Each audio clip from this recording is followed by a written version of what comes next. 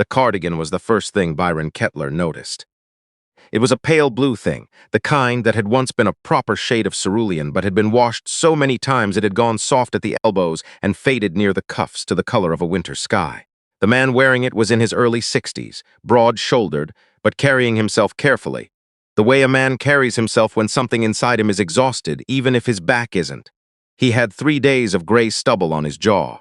His reading glasses were pushed up on his forehead like he'd forgotten they were there.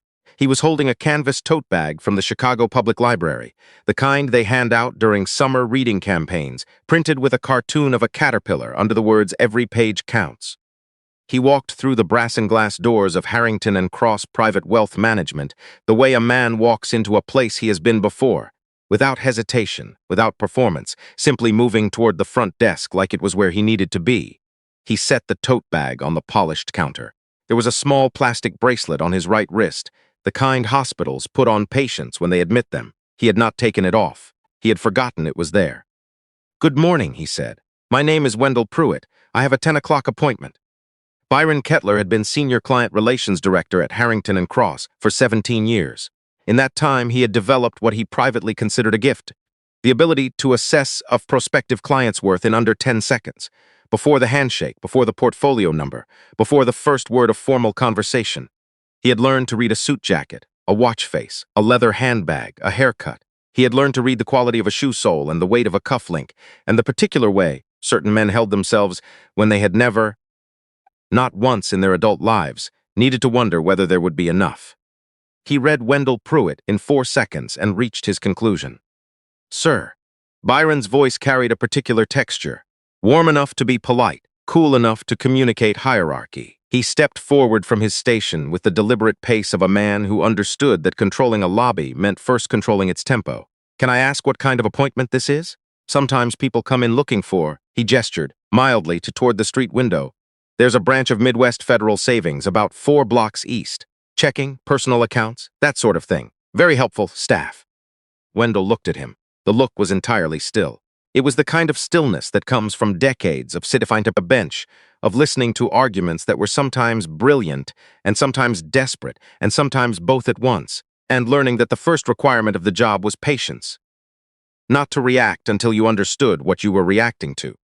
"I have a 10 o'clock appointment," Wendell repeated, "with client services, regarding the Pruitt Holloway account." Byron had already begun turning back toward his station. He stopped now, turning only halfway. "The Pruitt Holloway account." "That's correct." "Sir, this firm manages accounts for—" Byron chose his next words carefully, the way a man chooses a scalpel when he wants to cut cleanly, "for a very specific clientele. We have a minimum threshold for managed portfolios. I'm not certain," given his eyes moved briefly and deliberately to the canvas tote bag, "given the circumstances, that you have the right location." "I have the right location," Wendell said. "Would you like to look it up, or would you prefer I wait for someone else?" There were 11 people in the lobby at that moment. 4 were seated in the leather chairs near the far window, waiting for their own appointments. 2 were at a secondary desk consulting with a junior associate. 1 was a maintenance worker, Humberto Reyes, who had been cleaning the glass partition near the elevator for the past 12 minutes, and had been, in truth, spending most of that time watching. 1 was a young woman named Rosalind, 24 years old, 6 weeks into her first professional job, standing behind the main desk, trying to look as though she was organizing intake files. And 1, positioned near a standing display of quarterly performance brochures at the far end of the room, was a man named Quentin Farber, who worked in senior compliance for the parent holding company that had acquired Harrington and Cross 3 years prior, and who was today conducting an unannounced service quality review. Quentin had been in the lobby for 14 minutes. He had already noted 4 things in his small notebook. He made it 5 now and kept his pen moving. Byron walked to his terminal. He did not type the name. He moved his mouse. He tilted his head with the theatrical precision of a man who has decided that the appearance of searching is sufficient because he has already decided what he will find. "I'm not seeing anything under that name," he said. "Try the full name," Wendell said. "Wendell Thomas Pruitt. The account may also be indexed under Beatrice Ann Holloway Pruitt." Something crossed Byron's face. A brief flicker, the way ice shifts on a lake in early spring before the surface gives. He still did not type. He had made his decision. The decision was to make this man leave. "Sir." He moved around the desk now. positioning himself between Wendell and the lobby the way a man positions himself when he wants his body to function as a period at the end of a sentence. I want to be direct with you, because I think directness is the respectful approach here. I'm looking at you today, no offense intended, and I'm not seeing the profile of our typical client. I'm seeing a gentleman who has had perhaps a difficult morning. He glanced at the hospital bracelet on Wendell's wrist, not subtly. There are resources we can point you toward. Community Financial Services, a number of excellent credit unions in the area. My wife died 8 weeks ago, Wendell said. The sentence landed without preamble, without emotion performed for the room. His voice was level. It was the voice of a man who had decided to say this simply, as a fact that was entitled to be stated plainly in a room full of people. Her name was Beatrice. She was 61. We were married for 34 years. He paused for one breath. I spent last night in the hospital. Minor cardiac event. They discharged me this morning. I came here directly because I have been trying to make this appointment for 6 weeks, and I kept being routed to a call center, and I kept being told someone would follow up, and no one ever did. I am here now. I would like to access the account my wife and I built together. Byron let a silence stretch for exactly the right length to suggest compassion without producing any. Sir, I understand you've been through an incredibly difficult time. I'm sorry for your loss. He said the last 4 words in the specific register of a man who has said them often and means them almost never. But we do, from time to time, have individuals who arrive with very sympathetic circumstances and attempt to access accounts that are not theirs. I'm certain you understand that our clients count on us to be thorough. Run the account, Wendell said. My name is in your system. Byron leaned slightly forward, dropping his voice to the register that signals intimacy while delivering contempt. Mr. Pruitt, I see a man who arrived without a confirmation email, without a printed appointment card, carrying a library tote bag. I see a hospital bracelet on your wrist. You see a man whose wife just died, Wendell said, who is asking you to do your job. He was still not raising his voice. In 40 years of law, 14 years in private practice, 4 years as a state appellate judge, 18 years on the federal 7th Circuit. Wendell Pruitt had almost never raised his voice. His former clerks used to say that his silences were louder than most men's arguments. His colleagues on the bench had said that the most devastating thing he ever did in oral argument was simply stop speaking and wait. He was waiting now. Byron turned toward the security station. Leon. The guard looked up. Please escort this gentleman to the exit and explain our walk-in service options. Rosalind had stopped pretending to organize files. She was standing very still behind the desk, both hands flat on the surface, looking at the screen on the terminal nearest to her. The one Byron had not used. The one she had opened when she heard the name Pruitt Holloway and typed it herself because she was 24 years old and had been trained in her first week to verify client identities proactively. The account had pulled up in under 3 seconds. She had been looking at the balance for the last 45 seconds. She did not know what to do with what she was looking at. She was new. She was afraid. She stood very still and looked at the number on the screen and felt something moving in her chest that she could not yet name. Humberto Reyes, near the elevator, set down his squeegee. Quentin Farber, near the brochures, closed his notebook. Leon had taken 2 steps toward Wendell when Quentin spoke. Leon. One word. Said without movement, without volume, without any quality that should have been commanding. And yet Leon stopped. He stopped the way a person stops when some register in the air shifts and the body understands, before the mind does, that the situation has changed. Quentin walked across the lobby at a measured pace. He stopped between Leon and Wendell and looked directly at Byron Kettler. My name is Quentin Farber. I'm the Senior Compliance Officer for Rexton Holdings. Rexton Holdings acquired this firm 3 years ago. He said it the way you state a fact that is not in dispute, in a tone that leaves no space for the listener to decide whether to accept it. I would like you to give Mr. Pruitt a chair, and I would like you to pull up his account on that terminal right now, and I would like you to read it aloud. Byron's face moved through several expressions in rapid succession. None of them served him. I don't know who you think. I think I'm the man who determines whether this branch passes its compliance review, Quentin said pleasantly. Pull up the account. The lobby held its breath. Byron walked to his terminal. He typed the name. He had to type it twice because his hands were not cooperating with the task he had given them. The account appeared. He looked at the screen. He stopped moving. Read it, Quentin said. The account name and the current managed value. Byron's voice came out as a diminished thing, a structure without its scaffolding. Pruitt Holloway Joint Portfolio, current managed value. He stopped. Swallowed. $11.8 million. The man in the cashmere blazer near the window set down his water glass very carefully, as though sudden movement might disturb something. Wendell did not respond. He simply picked up his tote bag from the counter and held it with both hands. He looked like a man who had known this moment was coming and had taken no pleasure in its arrival. Rosalind looked up from her screen. "There's more," she said. She had not planned to speak. The words came out without her deciding to produce them. She was 24 years old. She had been at this firm for 6 weeks. She knew exactly what speaking might cost her. And she said it anyway, because some things, once you have seen them, cannot be unseen, and the only question left is what you do with the seeing. "There's more," she said again, and her voice was steadier the second time. "When I pulled the secondary record, I found that Mr. Pruitt served on the 7th Circuit Court of Appeals for 18 years. He authored the majority opinion in Holloway v. Rexton Financial in 2009. That opinion established the regulatory framework under which private wealth management firms of this structure currently operate." She paused. Without that rolling, Harrington and Cross might not legally exist. The lobby made no sound.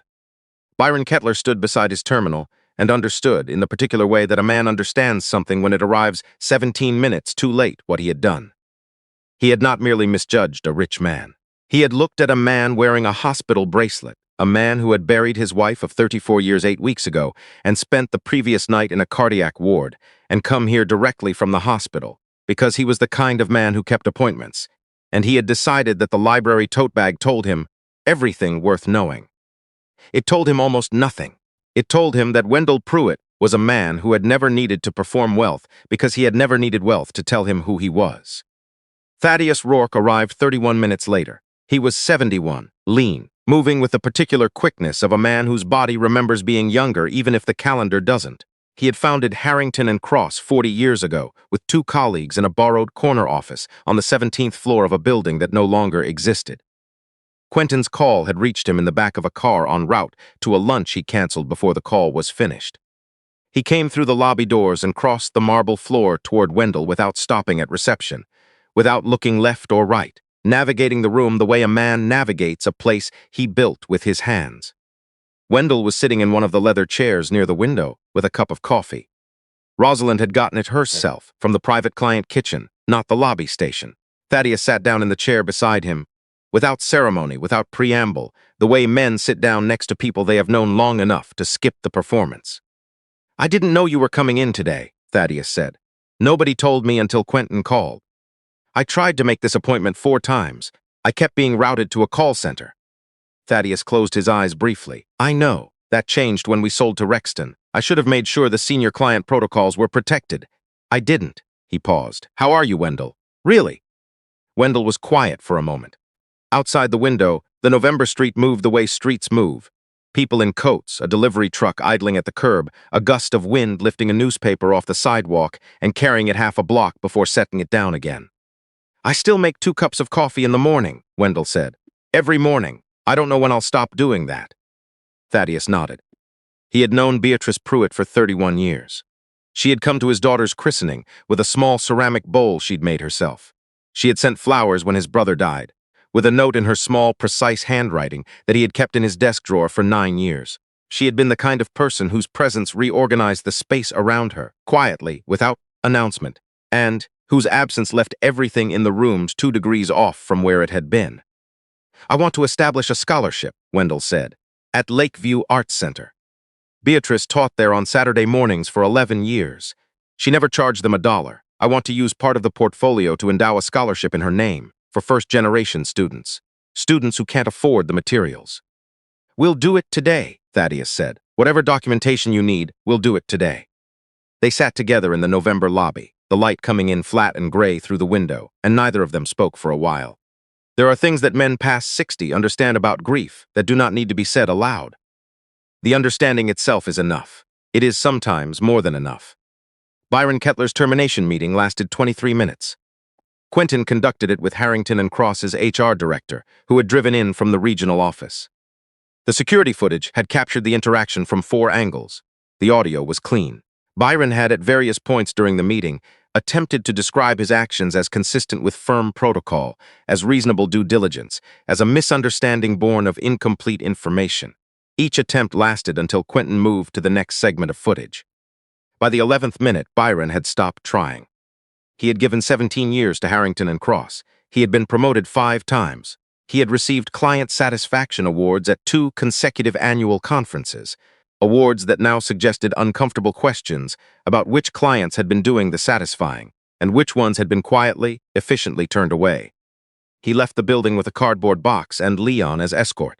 Leon kept his eyes on the middle distance and said nothing because there was nothing correct to say, and because Leon had taken 2 steps that morning that he was not going to spend time being proud of, and the most honest thing he could do now was carry the silence of that honestly. Rosalind was not terminated. She was called into Quentin's temporary office at 4 o'clock that afternoon and asked whether she would be willing to write up a full account of what she had observed. Not only that morning, but in her 6 weeks at the firm generally. She wrote 4 pages. She had been keeping notes, she explained, in a small notebook she carried in her bag. She had been noting things that made her uncomfortable, and not knowing what to do with the discomfort, and writing them down had been the only way she knew to hold them. Her 4 pages became part of the compliance report Quentin submitted to Rexton's board the following week, a report that triggered an internal review of 3 other branches. 3 months later, Rosalind was moved from the junior associate pool into a direct client services role. Thaddeus Rolfe called her on her first morning in the position. She did not tell anyone about the call. She went to her desk, and she did her work. Humberto Reyes was not on anyone's initial interview list. He was a contractor, employed by the building maintenance company rather than the firm directly, and no one thought to include him in the formal review. But the following Friday morning, Quentin Farber found an envelope on the desk of the temporary office he'd been using. Inside was a 3-page handwritten document. It was signed at the bottom, Humberto Reyes, in neat block letters, without apology. Years of careful observations, names that were no longer at the firm, incidents that had never been reported because the person who witnessed them did not believe it was his place to report them, and because he had a daughter starting college in the fall and a wife with a medical bill they were still paying down, and because a man without certain protections learns very early which silences are the ones he can afford and which ones will cost him too much. Quentin read the document twice. He called Thaddeus. Thaddeus called the building maintenance company directly and arranged a formal consulting agreement for Humberto. A real contract, with scope of work and compensation attached. The maintenance company's operations manager was baffled. Thaddeus explained until the manager understood, and then explained once more to be certain. Humberto signed the contract on a Thursday. He still came to the building on Tuesdays. He always brought his own coffee in a thermos his daughter had given him, with his initials on the side in blue electrical tape. The Beatrice Holloway Pruitt Scholarship was announced on a Wednesday morning in May, in a letter mailed to the Lakeview Arts Center's student and faculty lists. There was no press release. There was no event at the announcement stage. Wendell had asked specifically that the naming be quiet. The first award ceremony was on a Saturday morning in April of the following year. Wendell arrived in a dark blazer over a white shirt. He had shaved. He was still wearing his wedding ring. He sat in the second row, not the first, and watched the center's director introduce the first recipient, a 17-year-old from the South Side, who had been commuting 2.5 hours each way to Saturday classes because she could not afford to live closer and could not bring herself to stop going. She had been doing this for 14 months. She accepted the award with both hands. She did not cry. She just held it and looked at it for a long moment and then looked up, and her expression was a thing Wendell had seen only a few times in his life. It was the look that does not say thank you and does not say I can't believe it. It is the look that says I knew it. I knew if I kept going, there would be a morning like this. He had seen it on Beatrice's face at her first gallery opening, 30 years ago, in a dress she'd borrowed from a colleague, holding a small ceramic vessel she'd shaped from clay. She'd collected herself from the bank of the Des Plaines River. She had looked at the first red dot of the evening, the first sold work, with that exact expression. Not surprise, confirmation. After the ceremony, Wendell drove home, the same brick 2 flat in Logan Square where he and Beatrice had lived for 26 years. The garden in the back was getting away from him. She had been the gardener, patient and methodical with it, and he was still learning which plants needed what, still learning the names of things that had existed in his yard for decades without his knowledge. He had started keeping a small notebook.